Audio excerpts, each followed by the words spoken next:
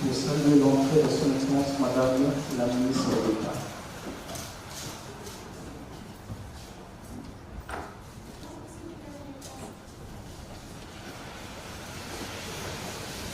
Comme une première prise de contact après si longtemps, c'est peut-être une bonne façon de se rencontrer à nouveau. Et évidemment, on va voir comment on pourra accommoder les demandes pour les réunions individuelles.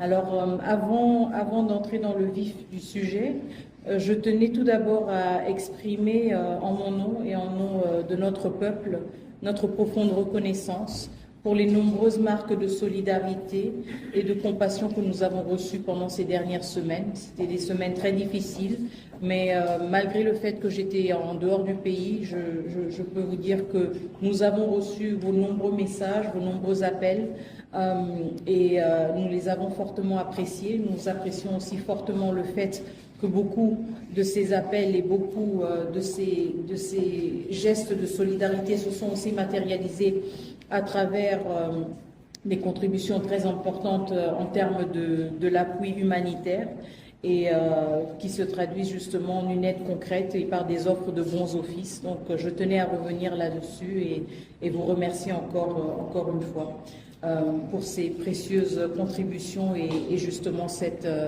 démonstration continue de solidarité.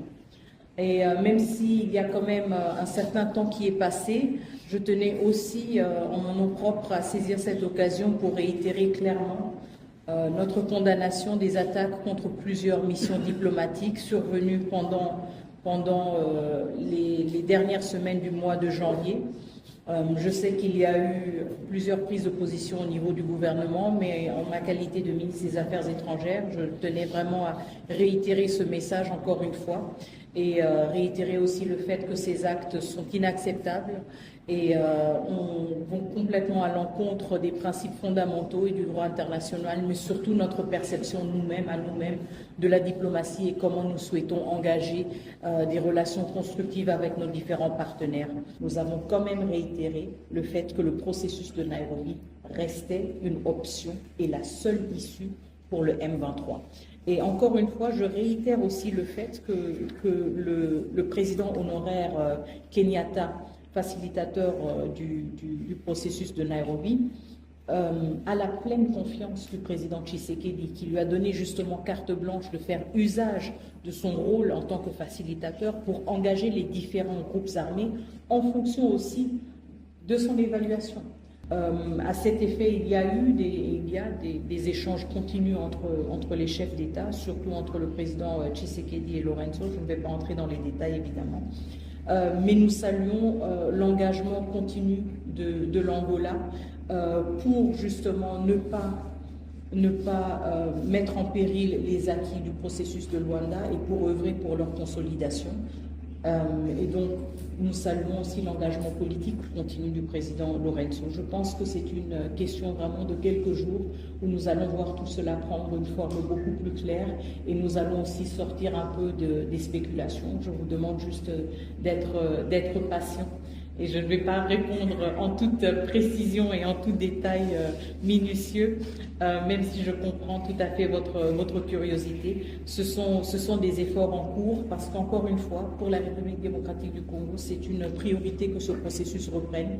Donc il y a beaucoup d'échanges continus au niveau des chefs d'État dans la sous-région qui, encore une fois, ne sont pas nécessairement divulgués et qui ne font pas nécessairement l'objet de communication officielle, mais nous sentons, pas seulement au niveau de la République démocratique du Congo, mais au niveau aussi de la région, de la sous-région, aussi le besoin de reprendre le plus vite possible le processus de Luanda et celui de Nairobi pour ne pas perdre le momentum et pour pouvoir passer à l'action rapidement.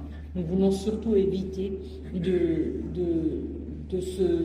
nous retrouver dans une situation d'enlisement et dans une situation où après on ne sait pas comment relancer les choses. Donc je comprends et je partage tout à fait votre impatience et je pense vraiment que dans les prochains jours on pourra avoir plus de clarté là-dessus.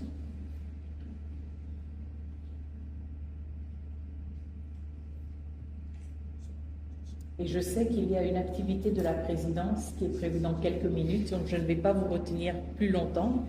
Je voudrais juste réitérer encore une fois aussi mes remerciements sincères pour votre présence. Je sais que nous avons eu à changer de programme quelques fois. Merci pour votre flexibilité. Et j'espère qu'on pourra se retrouver dans ce format ou dans un format différent dans les prochaines semaines. Je voulais aussi dire un dernier mot par rapport aux sanctions. Désolée, il m'a échappé pendant que je faisais le point.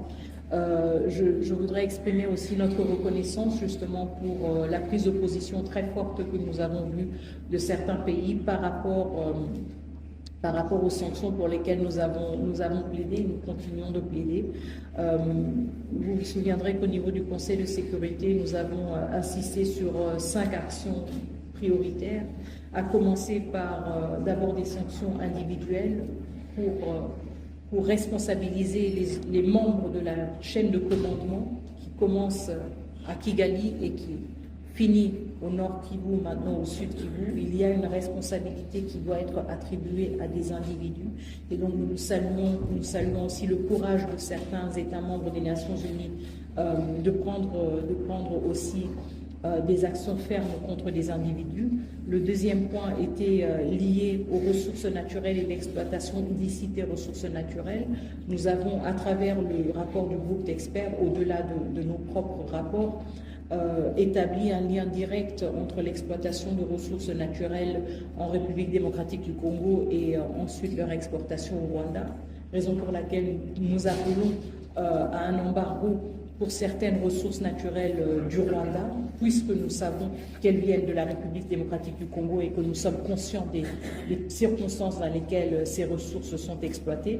Le troisième point est lié au statut du Rwanda en tant que pays contributeur de troupes aux Nations Unies. Nous pensons que c'est quelque chose d'extrêmement préoccupant, profondément préoccupante. Pour moi, je le dis en toute transparence, en tant qu'ancienne du peacekeeping, ancienne des Nations Unies, c'est quelque chose d'extrêmement préoccupant de voir un des plus grands pays contributeurs de troupes aux missions de maintien de la paix des Nations Unies être lui-même auteur non seulement de violences directes contre des casques bleus, mais aussi de violences indirectes contre les installations des Nations Unies et contre leur capacité à exécuter leur mandat. Je pense qu'il y a une telle dissonance entre cette posture et les principes des Nations Unies qu'elle devrait nous interpeller tous par rapport à ce statut qui est quand même aussi un privilège de représenter et de porter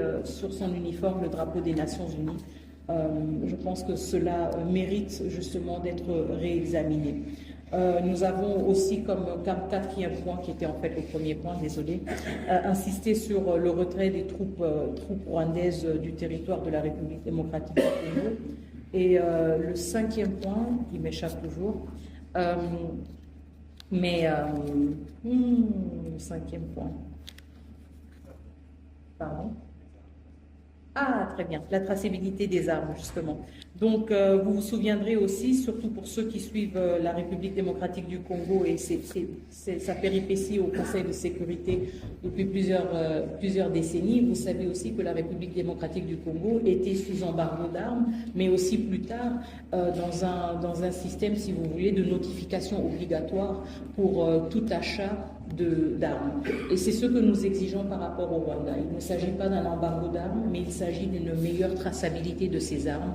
Donc il s'agit aussi d'utiliser des instruments que le Conseil de sécurité a eu à utiliser par le passé dans la région des Grands Lacs pour assurer une meilleure traçabilité des armes. Nous voulons avoir une plus grande transparence et être mieux en mesure de retracer les armes qui se retrouvent en RDC par rapport à leur achat, et nous pensons que cette obligation de notification serait un instrument important pour assurer cela et pour assurer une plus grande transparence.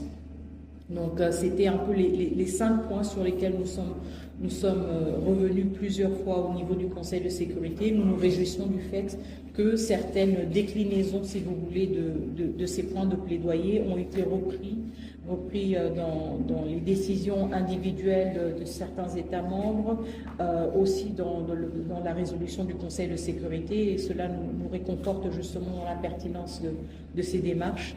Et nous continuons à insister sur le fait que le Conseil de sécurité et la communauté internationale devraient continuer à faire usage de ces différents mécanismes et instruments pour une plus grande redevabilité, mais aussi, et je pense que ça c'est un point important, mais aussi ne pas sous-estimer le potentiel de sanctions pour éviter encore plus de violence.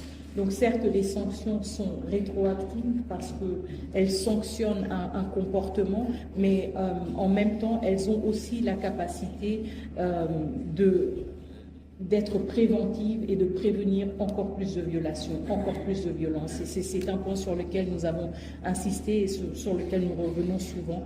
Et nous pensons justement que la situation sur le terrain montre aussi que ces sanctions ont déjà des premières répercussions sur les uns et les autres, et nous pensons qu'il est important de maintenir cette pression aussi dans une dynamique d'une reprise du processus de Luanda, pour que les uns et les autres comprennent qu'il ne s'agit pas de revenir et de faire tabula rasa comme si de rien n'était. Il y a quand même des milliers de citoyens congolais et congolaises qui ont été tués, qui ont été abandonnés sur les rues. Nous avons vu des scènes horrifiques, nos téléphones, et je suis sûre que c'est le cas pour certains d'entre vous, nos téléphones sont pleins de vidéos, d'images atroces. Et je pense que nous sommes tous aussi dans le souci de gérer tout cela d'une manière ou d'une autre, aussi psychologique. Mais nous ne pouvons pas dissocier justement toute perspective d'une relance d'un processus diplomatique de cette réalité-là aussi, de cette atrocité que la ville de Goma et la ville de Bukavu ont vécu. Et donc l'aspect de la redevabilité est extrêmement importante. Et nous insistons là-dessus. Merci beaucoup, je vous souhaite une excellente journée et à très bientôt, dans d'autres formats certainement. Merci. Merci beaucoup. L'assistance est priée de Dieu de gloire sur lequel vous saluez une sortie de son excellence par la grande histoire.